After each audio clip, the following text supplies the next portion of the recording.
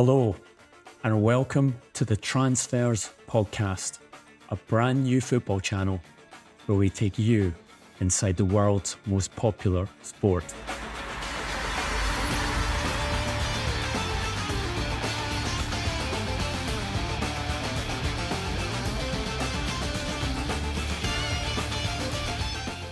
I'm Duncan Castles, and I'd like to begin with an immense thank you to all the followers who have sent messages saying how much they've missed listening and asking for new content.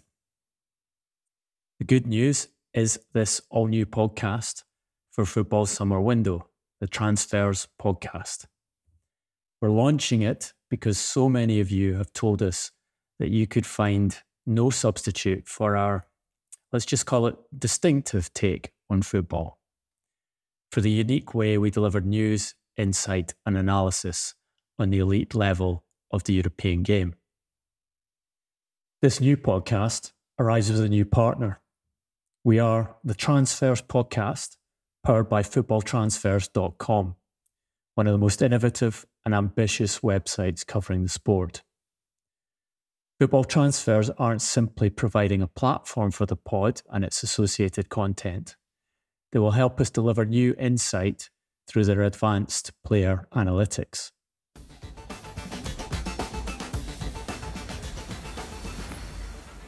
My old podcast, The Transfer Window, started in the summer of 2017 and ran until March 2022.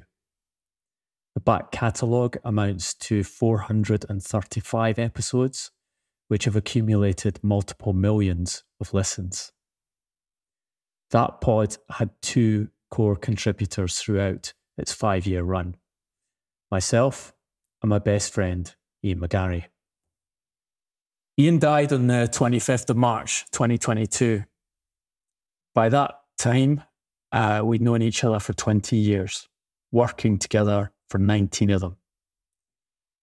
As two Scots who spent several years of our childhoods living just a few miles apart, we first met, naturally, at Incheon's World Cup Stadium in South Korea in 2002, when Ian helped out this random sports reporter from a Tokyo newspaper with some inside information on the France national team that was about to exit a World Cup it had entered as champions without a goal to his name.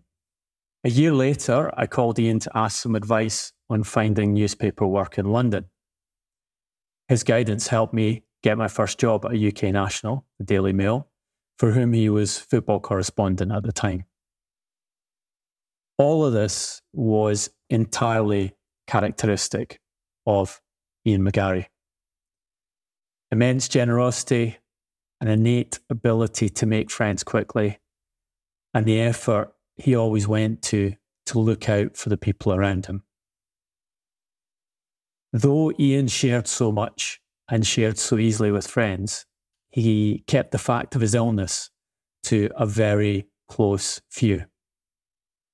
I will always remember hearing the shock at the end of the line on each and every phone call as I rang one football journalist or one football professional after another to let them know of Ian's passing that March day. Ian was so many things to so many people. Most knew him as a prodigiously gifted journalist and broadcaster, a man deeply knowledgeable and intimately involved in that most important of the least important things, football. I think few, however, really knew the full depth of his involvement in and influence upon this sport. Ian didn't simply report on football, breaking exclusive story after exclusive story throughout his career. He was also trusted by some of the sport's key actors, a sounding board to many of them. Just a few examples. Frank Lampard asked Ian to write his biography. Ian mentored Liam Rossignol through his transition from a Premier League defender to a manager who led Hull City to the brink of the Championship playoffs this season. Ian advised Brighton and Hove Albion owner Tony Bloom as the South Coast club rose from League One to Europa League qualification. He also helped negotiate Ben White's move to Arsenal for a then club record transfer fee. Ian loved our old podcast, courageously summoning up the energy to work on it until a few weeks before his death. He infused the pod with his enthusiasm, his knowledge, his understanding, and his mischievous humour. Here's a wee reminder of Ian talking football. I'm Ian McGarry, and with me, as always, is our transfer pundit extraordinaire, Duncan Castles. And have we got news for you today? Manchester United, Wolves, Manchester City, Tottenham Hotspur, West Ham, it's all here. We don't need any more free football transfer news than this particular show. I'm Ian McGarry, and joining me as always is Duncan Castles. But much more importantly, I'm delighted to say we are joined by one of the leading technical directors in world football, a man who most of you, our listeners, are familiar with. He has made his name working at Real Madrid, at Monaco and Lille, as well as coaching in Portugal. And his work has generated over, and get this, €1 billion in transfer fees from players who he has identified, recruited, and then sold on by the clubs that he has worked for. It is, of course, Mr. Luis Campos. Welcome to the pod, Luis.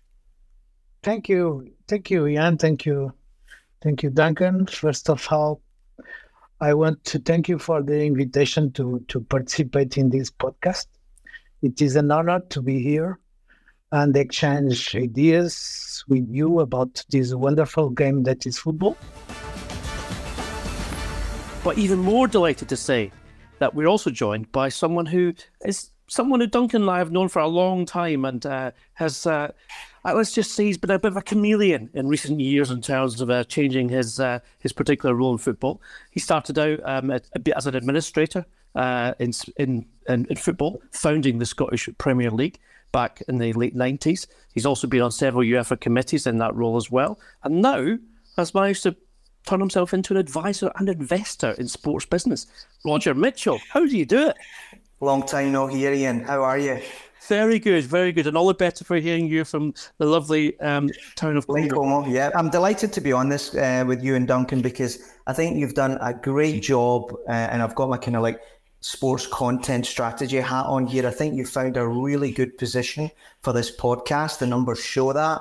You know, there's a lot of guys out there that, you know, just scrape whatever on the papers and, you know, make a podcast around it. You guys won't speak about anything unless you've got some real solid insight on it. And I think people recognise that. And, you know, that's one of the reasons that I felt really comfortable coming on, because you're not going to take flyers. But not charlatans, or even the charlatans. There's no music involved. We're very excited to welcome back an old friend. I say old friend, but he's now got author, filmmaker, star of La Liga television, all sorts of stuff going on. In fact, I suspect if his name, even though his name's not Felipe VI, he would be Spanish royalty, or at least the King of Catalonia. Mr. Graham Hunter, welcome to the Transfer Podcast. Welcome back. 2 points to make. Never dip a bourbon in your cup of tea. And talking about Felipe's. And you could have just stuck with the old there. That would have been good enough, as far as I'm concerned. Delighted to welcome back an old friend of the Transfer Window podcast, Mr. Liam Rossignol, a man with more clubs than Tiger Woods, but currently doing his first stint of coaching in the big bad world of the EFL as assistant specialist coach at Derby County. Welcome back, Liam. Nice to be back. Thanks for having me. And in this difficult time, it's always good to talk. I'm looking forward to the conversation with you guys. But even more so, we're speaking with England's top football journalist, football correspondent of the Sunday Times, Jonathan Norcroft. Welcome, Johnny. Hi, Ian. Hi, Duncan. And thanks for the introduction. And in a week which has been dominated by Portuguese man of football, we're pleased to say we have the other most famous Portuguese man of football on the podcast with us today, the wonderful doyen of football, Sergio Cretinas. Sergio, welcome back to the Transfer Window. Thanks a lot for your words, Ian. It's really nice to feel that warmth and love from you guys. We love you very much. We're just sorry we kind of, the last time you were on, that we kind of divulged your other secret identity as, of course, the assistant director of the CIA. We're hoping you've got that Mercedes engine. Has it arrived yet? Yeah, the Mercedes, it's still working, though it has a Renault engine. But... Oh, it's still the Renault engine. Oh, we'll have to have that. We'll get that sorted for you. We'll get that sorted. Let's have words with Jose. I'm sure he's got some contacts there. Very, very excited to welcome a new guest, a very, very old friend, and the man who's been described as the Gary Lineker of Italian football broadcasting on Rai Uno, Mr. Aurelio Capaldi. Aurelio, benvenuto, fratello. Grazie. Hello. We have some news for you, breaking as we like to do, and that is, we talked about on Wednesday's podcast that there was a scheduled discussion between Manchester United's leading executives as well as the Glazer family regarding Ole Gunnar Solskjaer's future. And the information we have is that the outcome of that is Solskjaer will be given time to continue in the job. However, his position is very much being monitored on a game-by-game, result-by-result basis. You hear me say before every pod that we bring news before it becomes news, well, yeah, it was us who broke the biggest story of this year before anyone else on Saturday evening when we reported that Ole Gunnar Solskjaer had been summarily dismissed as Manchester United manager during an emergency board meeting following the defeat to Watford. It's a packed pod today, and we'll get straight on with the news. And interestingly, it is information that we have obtained that Manchester City are willing to sell England international Raheem Sterling. I'd say, Duncan, that you can never predict in football that something is absolutely determined, and that there's still, I think, a small possibility that Messi, should Barcelona secure funding that Graham Hunter talked about from CVC investment partners who have taken 10% stake in La Liga, that they may well yet be a twist in this saga. However, our information here is that Paris Saint-Germain are in pole position with regards to securing Messi's signature and offering him a contract of around 75 million euros gross over 2 years, and then allowing him to leave for free.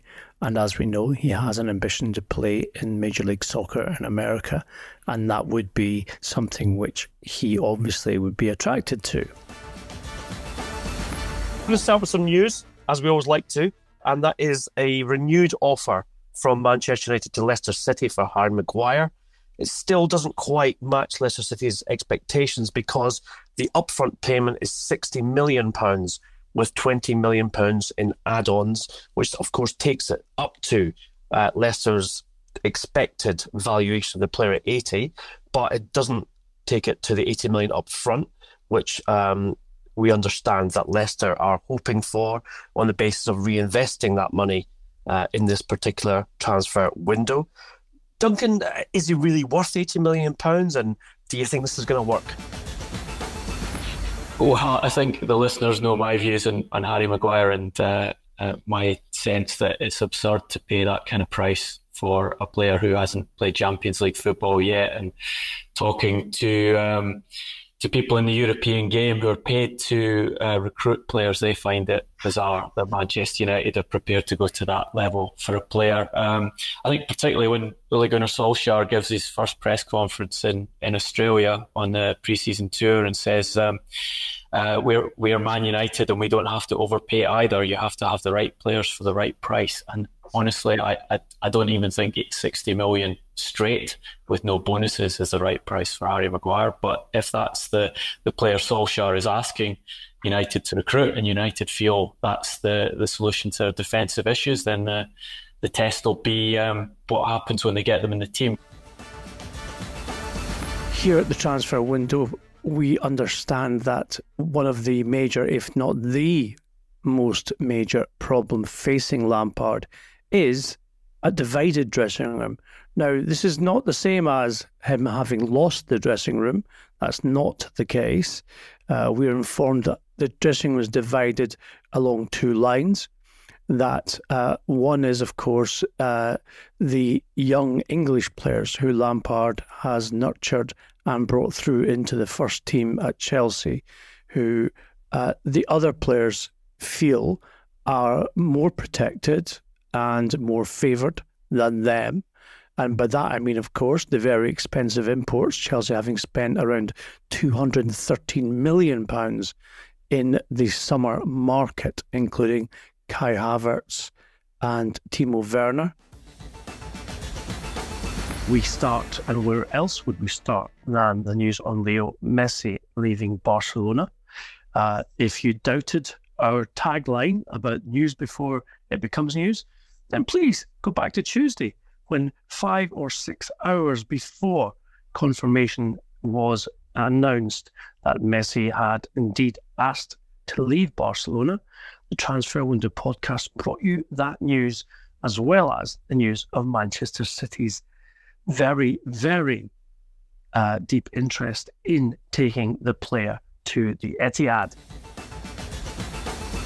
We start with the most intriguing tale of the Ecuadorian midfielder Moises Caicedo, who has been making headlines in this country, mainly because Manchester United expressed a very big interest in the player prior to the holiday period before pulling out of any deal for him. And it has now transpired that both Brighton and Newcastle United have entered into a two-horse race for the player's signature. News has emerged here at Transfer Window podcast regarding the terms being asked for the move of Erling Haaland from Borussia Dortmund to a new club. It is our information, Duncan, that a world record, or what would be a world record, commission fee on a single transfer is being requested by Raiola and, of course, in cohorts with Alf-Inge Haaland, Erling's father.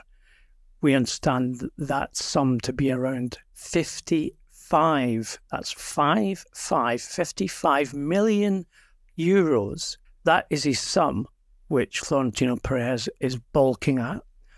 We've spoken to a senior figure at Real Madrid who has told us that even Florentino is looking at such a sum as exorbitant.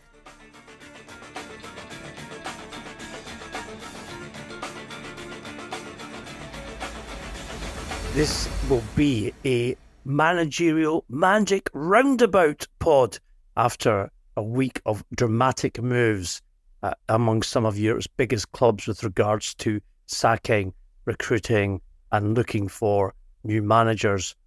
Duncan, it's a bit like if it was made into a really bad rom-com film, it would be 3 lost titles and 1 winner, but everyone a loser. I'm not sure who would play Hugh Grant, but I suspect Antonio Conte is the most obvious candidate for that. I don't think anyone questioned Griezmann's talent on the pitch, but I would question his courage, his personality. He had the opportunity to go to Manchester United a year ago and almost have an attack built around him by Jose Mourinho at Old Trafford. And at the last minute reneged to stay at Atletico Madrid, who offered him a new contract. It's a case of deja vu as far as Barcelona are concerned now. Clearly that he's having second thoughts about joining them. Is he better off where he is because he's the star man? He's not going to be questioned with regards to his place in the team, etc., etc. And for someone as talented as Griezmann, I'm disappointed. I have to say, I'm disappointed that he seems to be, saying Scott the wee scaredy cat. Antoine scaredy cat. He doesn't, I think, feel secure in his own ability and talent that he can make the step up and challenge Suarez and Messi to be the best player. He wasn't challenging anyone at Manchester United, let's face it. Zlatan Ibrahimovic then, maybe, but he was injured. Marcus Rashford, Anthony Martial, he could definitely be the star man in Manchester United already. Could have played a season there.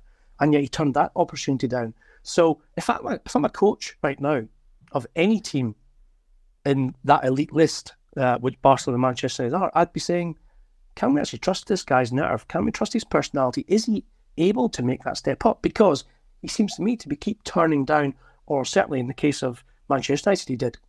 But now in the case of Barcelona, he is swithering again and asking himself, is it the right move for me? Is it not? And I just think to myself, do you know what? I'm not sure that's a player I want in my team. Well, I have some sympathy for those West Ham representatives sitting outside Jetson's house, because I've done that a few times in my journalistic career. Standing outside football players' houses, waiting for them to come out and answer a couple of questions based on, something they've done or something they haven't done, or where they might be going next, etc., etc. So, yes, it's never an easy thing doorstepping someone. However, but you weren't offering them several million euros of salary to come out and answer your questions, were you? Not usually, no. A cup of coffee, maybe. To go down the local greasy spoon and have a chat. That was probably about as much as it was worth to them. But there you go. That's one of the modern banes of football. If you have to stand outside a player's house hoping he's going to sign for you, well, maybe you're going down the wrong route. Right, we're going to move on to the quickfire round now, Ian. It's our New Year resolutions for football. So we're going to do one serious and one perhaps not so serious. Ian, I'm going to let you go first with your serious. My serious one. Okay, so I'm going to take a theme here, Johnny. And my theme is sort it out. Sorry for shouting, people. And my serious one is Mike Riley, sort it out. We all know what I'm talking about. It's VAR, it's Valerie. Listen to IFAB, listen to common sense, listen to the fans who are singing at every match, it's not football anymore, and do something about it. So my not so serious one, Johnny, I'm going to be a tiny, please indulge me, a tiny bit little navel gazing, but all of our listeners will recognise why I'm saying this. So my sort it out for 2020 goes to Duncan Castles, the Mekong surfer, who in every single time we have a quick fire round, he turns into the long fire round. Duncan, we implore you, take it to 30 seconds, mate. That's why it's called quick fire. It has come to that time when we look to award the most prestigious trophy in football. It's not the World Cup, it's not the Champions League trophy, it is the Donkey, of course. And this week, we have been inspired. Well, I say inspired, Duncan. We might have been, I don't know, petrified by Manchester United's newly released third kit, which can only be said it takes its, I don't know, it's just like a zebra, isn't it? But not even a good zebra, because the lines aren't horizontal. So we've decided that this week's Donkey, we're going to be awarding it to the worst kit in the history of football. We feel we've got some great contenders. I mean, obviously there are a lot of bad kits out there, and we thank you for all your suggestions that you sent with regards to this particular award. All of them which deserve to be mentioned, but only 3 of which, of course, we can actually have the nominations for, partly because the deadlines on which we work to mean that I've got to have a golden envelope with the 3 nominations in it. So, I mean, you think we make this stuff up as we go along? We don't. It's very, very, very organised, I can assure you. I am delighted to say that we have the return of the Donkey Award. Unless you've been living on the Meteor Nereus, which is due to skim the Earth's atmosphere tomorrow and potentially cause the postponement of football matches at Naming Rights Lane,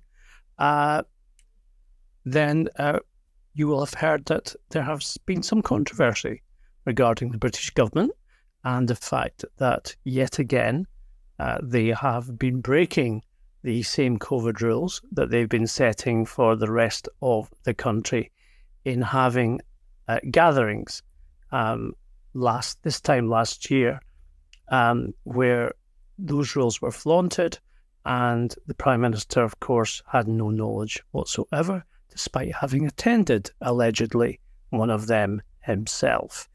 And so, in the grand tradition of football clubs' Christmas parties, we are going to nominate the Boris Johnson / Conservative Government Christmas Party Award that went wrong. I have the golden envelope here, Duncan, which I'm just going to open. Give me a second. It's a tough one again. Tell you what, these golden envelopes are getting more difficult.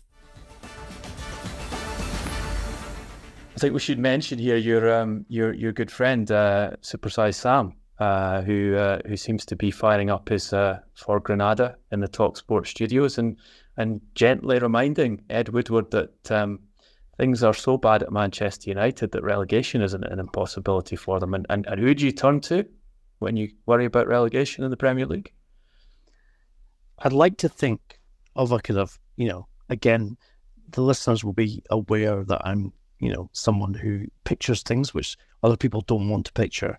And this one is me picturing Supersize Sam in his Granada wearing a Superman outfit, complete with pants over tights and everything, and driving into Old Trafford and rescuing them from relegation. So interesting you mention a Superman outfit, because I believe that Ed Woodward has been pictured in a Superman outfit in his time as executive vice chairman of Manchester United. Let's dig that one out for the graphic then. Well, I'm going to explain that one to me, Duncan. You know very well the kind of scrapes I've got into with different players and agents and managers over the years. This has been the Transfer Window, the podcast that brings you the news before it becomes news. You can engage with us, and please do, on our social media channels. We're at Transfer Podcast on Instagram, Facebook, and Twitter. Duncan is on at Duncan Castles on Twitter. I'm on at GarboSJ on Twitter. You can also search us on YouTube if you want to access the podcast that way. That's all for today. Just leaves us to say stay safe, be well, and thank you for listening.